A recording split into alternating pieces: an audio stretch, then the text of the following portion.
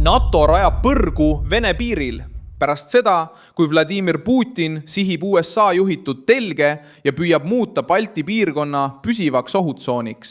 Sellel kolmapäeval, 3. juunil 2026 ei tule vastus idatiival tühjade sõnadega. See tuleb betooni, tõkete, sõjalise juhtimise ja reaalse häirena. Läti, Eesti ja Leedu liiguvad edasi Balti kaitseliiniga. Samal ajal, kui NATO valmistab ette uut struktuuri, et tegutseda kiiremini, kui Moskva peaks proovima piiri ületada. Vladimir Putin süüdistas Lätit selles, et ta avab tee Ukraina droonidele Venemaa territooriumi vastu ning ähvardas käsitleda rünnakutega seotud kohti õigustatud sihtmärkidena. Ja veel kirjutas Vladimir Putin alla seadusele, mis võimaldab kasutada vägesid väljaspool Venemaad, ettekäändel kaitsta Vene kodanikke. Siin muutubki olukord. Mida Vladimir Putin üritas hirmutada? Miks NATO vastas? Miks vastati betooniga? Kuidas see piir muutus lõksuks? Ma räägin sulle sellest kohe kõigest. Kui sulle meeldib selline otsekohene ja konkreetne sisu, siis kaalu tellimist, sest siin on iga päev selliseid videoid. Läti hakkas paigaldama niinimetatud lohehambaid piiril Venemaaga. Need on betoonblokid, mida kasutatakse selleks, et takistada sõjaväesõidukite, eriti tankide ja soomukite läbipääsu. Meetmed viidi ellu riigikaitseks sundvõõrandatud aladel, kus omanikele maksti hüvitist, sest Läti valitsus otsustas käsitleda Vene ohtu kui territoriaalse ellujäämise küsimust. See rajatis on osa suuremast plaanist, mis on kooskõlastatud Eesti ja Leeduga, et sulgeda Balti kõige tundlikumad teed võimaliku Moskva maismaa rünnaku vastu. Neid tõkkeid ei paigaldata piiri kaunistamiseks. Need on mõeldud sissetungijate jõudude aeglustamiseks, kiirete liikumiste takistamiseks ja aja võitmiseks, et NATO saaks reageerida. Tegelikult ütleb Läti järgmist. Venemaa ei leia siit vaba teed, avatud sildu ega nõrka piiri. Vene vägede edasiliikumine, kui seda kunagi üritatakse, peaks arvestama füüsiliste takistuste, kaevikute, kaitsepositsioonide, seire ja liitlasväe juhatusega lõimimisega. Vladimir Putin ootas hirmu, aga saab vastuseks valmisoleku. Eesti oli juba tugevdanud kontrollpunkte Narva piirkonnas, mis on tundlik ala, sest asub otse Venemaa vastas ning omab nii sümboolset kui ka sõjalist tähtsust. Sild üle Narva jõe on tundlik koht, sest see asub Venemaa piiri ääres. Eesti võimud kaitsevad väravaid ja tõkkeid, et paremini kontrollida sissevoolu ja takistada volitamata liikumist. Probleem pole ainult Vene tankides, on ka migratsioonisurve, piiriprovokatsioonid, suveräänsuse proovilepanek ja poliitilise kurnamise katsed. Leedu on samuti paigaldanud tõkkeid Kaliningradi lähedale, mis on Venemaa territoorium Poola ja Leedu vahel. See punkt häirib Moskvat, sest Kaliningrad on Venemaa strateegiline osa Balti piirkonnas. Kui Leedu paigaldab tõkkeid ja kaasab selle sõjalise inseneritöö plaani, näitab ta, et ei kavatse kriisi saabumist oodata ja alles siis improviseerida. Kaitse algab enne rünnakut ja just see loogika ei meeldi Putinile. NATO valmistab nüüd ette midagi veel tõsisemat. Saksa-Hollandi korpus peaks võtma juhtrolli liitlasvägede juhtimisel Eestis ja Lätis, juhul kui tekib konflikt Venemaaga. Reuters teatas, et see muudatus on mõeldud idatiiva tugevdamiseks ja vägede saabumise kiirendamiseks, kui Moskva peaks piirkonda proovile panema. Korpus asub Saksamaal Münsteris. See hõlmab 16 riigi osalust ja võib hädaolukorras toimida juhtimisstruktuurina suuremate jõudude organiseerimiseks. See detail on otsustava tähtsusega, sest kaasaegne sõda ei sõltu ainult sõdurite paigutamisest kaardile, vaid ka juhtimisest, logistikast, kommunikatsioonist ja kiirusest.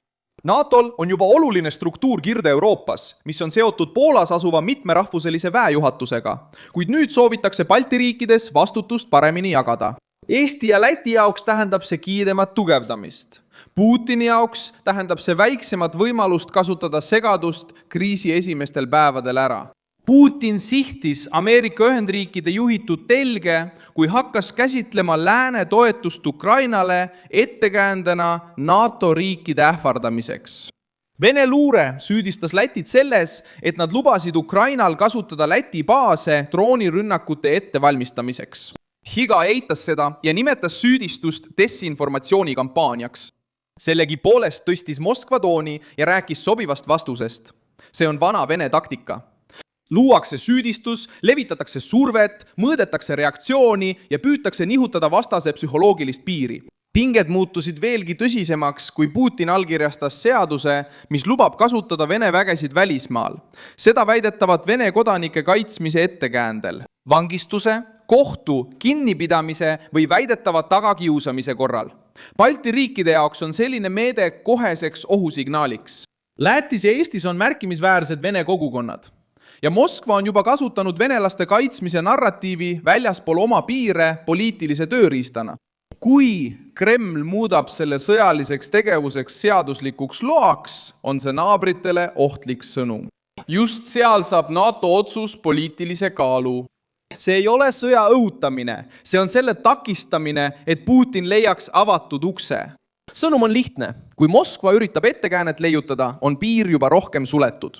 Kui nad üritavad soomukitega üle piiri tulla, ootavad neid tõkked. Kui nad üritavad segadust tekitada, ootad neid liitlasvägede juhtkond. Kui nad üritavad väikseid riike hirmutada, on laua keskel artikkel 5. NATO on aru saanud, et nõrkus Putini ees ei vähenda ohtu. See ainult suurendab Kremli isu.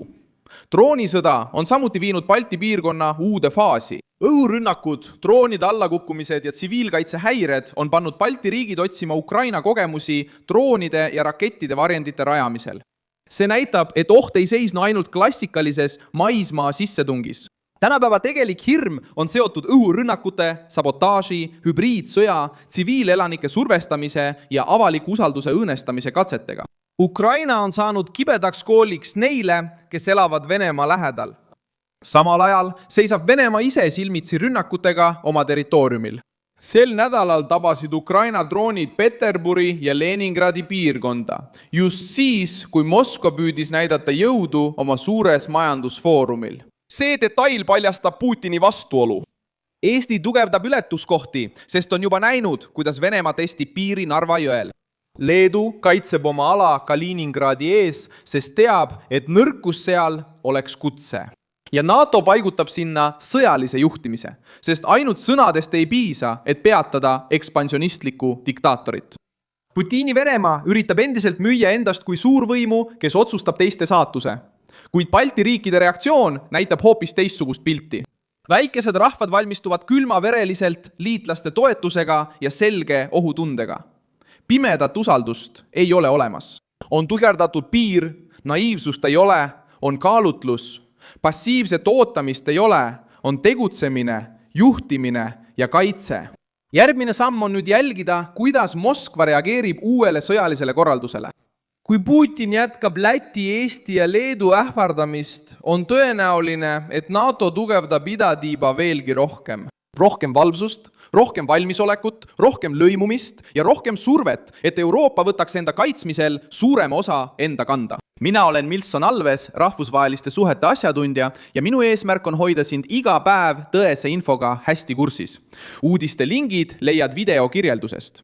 Pane sellele videole like, telli kanal ja vaata lõpus kommentaare, et olla veelgi paremini seotud Milson Alvese kogukonnaga. Järgmine!